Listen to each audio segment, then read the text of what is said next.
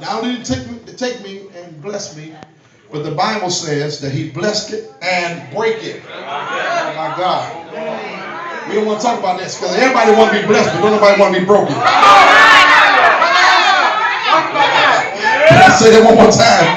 It's amazing that everybody up in here want to be blessed, but don't nobody want to go through nothing. That's right. We want the pleasure, but we don't want the pain. We want the good, but we don't want the bad. We want the sun, but we don't want the rain.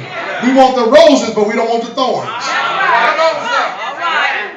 You're right. But everybody has to go through a breaking process. Because God, when he breaks us, hurt is a part of a greater process that's going to bring humility. Oh, my Lord. You ever notice that when you've been without money for so long, when you get it, you don't even want to spend it?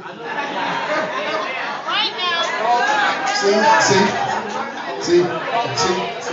You ever notice that even when you get a couple of dollars in your pocket, you're like, I'm just waiting. You ever notice that? You ever notice that?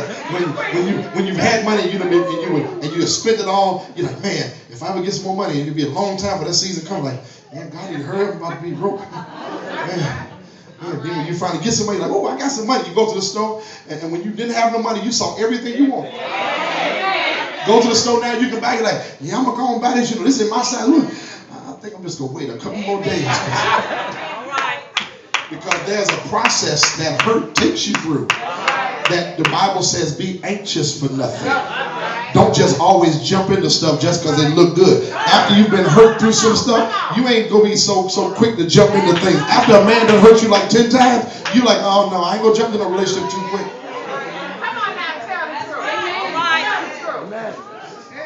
After a man been taken by a woman, he recognized the signs. You're like, oh no, baby, you ain't falling in love.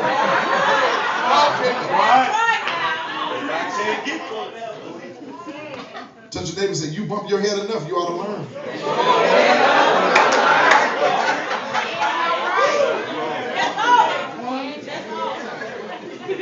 Watch. Give me 3 minutes to do this, and then I hope you're happy. Watch. He says it's a hurting process. It's a breaking process. Are y'all ready for this? It's a breaking process. When Jesus broke the bread, he separated it from itself. Jesus. I ain't got my 3 minutes to explain this here. I gotta come on, get on board with me. When he breaks you, he separates you from yourself. That's the first thing he does. He separates you from yourself. Then, when he breaks you, he opens you up for everybody to see. I'm going to preach this to you and 5 other people. Watch this. Because when God lets you be revealed, when he lets people find out the real you, he's not trying to destroy you. Ask me why. Because you still survive. So if he was trying to destroy you, he would have let that thing destroy you. But when God lets people find out who you really are, all he's doing is canceling secrets. So this way you ain't got to hide no more. And I'm going to say this for 18 people that's going to scream. And now that you ain't got to hide it, that your secret has been revealed, now you can help 30 more people that's going through the same thing you're going through. Because something greater is coming out of you when he separates you from yourself, when he cancels your secrets. Your stuff is all in the open. Now you're going to be surprised. People that's still in secret, in closet, will come to you now and say, baby, can you help me? Jesus. Because I'm going to say this to every preacher, and I hope y'all shout with the preachers. The truth of the matter is, until we have been broken and separated from ourselves, we can't help the multitude.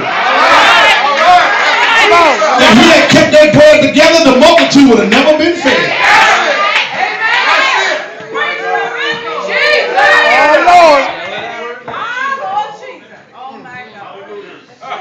God wasn't trying to put your business in the street. I asked a buddy of mine, I said, man, he went through a little something, And I said, man, how'd you make it through? And he said, Kendall, man, God put my stuff out there, man, on blast for one reason, and he revealed me the reason. I said, what was the reason? He said, because he wanted me to stop. talk to you. He said, and the truth of the matter is, I wasn't reading the warning signs telling me to stop. Because I had a lot of near misses that almost pulled it in the open. Wow. Yes, sir.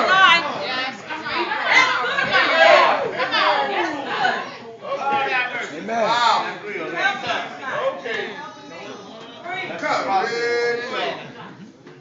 But I'm going to make this statement because I wrote this down. I'm going to make this statement and I hope 10 of y'all can catch it.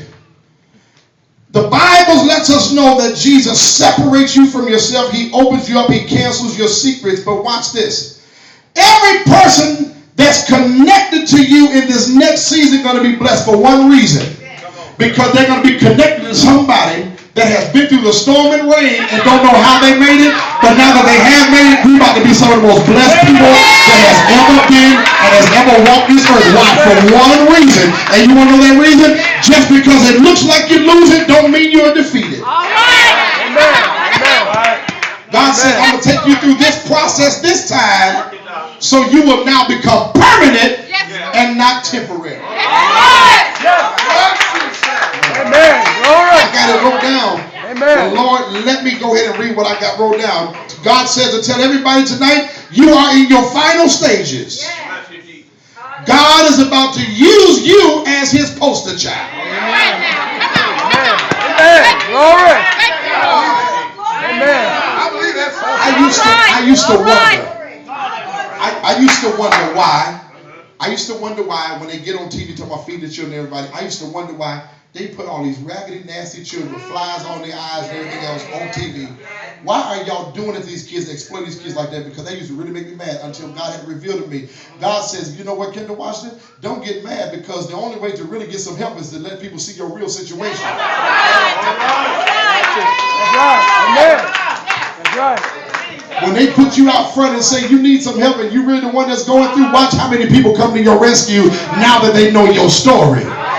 Because up until now, they've been kikiing behind your back, making fun of your story and making up lies as they go along. But touch your neighbor and say, neighbor, now that the truth is out, you about to be God's poster child. You remember Job, don't you?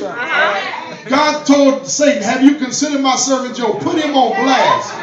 And God bragged on him. And God bragged on him and said, man, ain't nobody like him in the earth. He's one that fears me and one that avoids evil. Ain't nobody like Job. Do what you want to do to him. Every now and then, don't you kind of feel like Job? Don't it kind of make you mad every time that you know, as faithful as you are, that God is sending you through the most hell, and the Negro that's got everything ain't going through nothing?